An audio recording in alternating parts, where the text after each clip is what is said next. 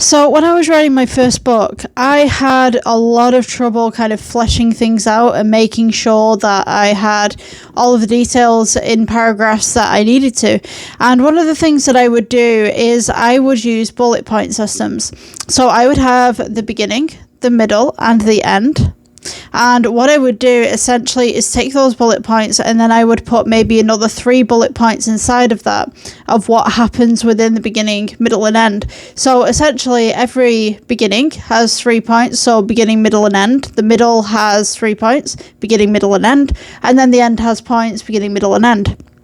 So essentially what I was looking to do was make sure that I was covering all of my bases with the book. And what I would do is instead of putting down, say, Josie can't get my words out today.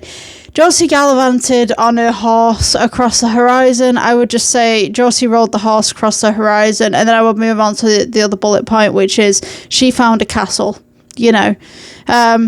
And then later I would come back and I would start to flesh that out just a little bit more. And then I would come back on another draft, fleshed out just a little bit more, and then a little bit more, and a little bit more again. And so I think I went through about maybe 10 drafts on my first book. And I'm kind of glad that I did something like that, because it just kind of gives me clarity on what I was doing. So it's like I could work on the storyline before I put pen to paper, because the last thing that I wanted to do was write everything out and then realise there's this huge plot hole. So for me personally, it just seemed like a really good idea just to flesh everything out before putting pen to paper, so to speak. Now, I know a lot of you have an idea, you have this kind of like scene in your head and then you kind of build the story around it. And a lot of people say you should start writing from the beginning, but I don't concur with that. I think that you should start writing around that scene, write what happens next, and then we write the lead up to the scene.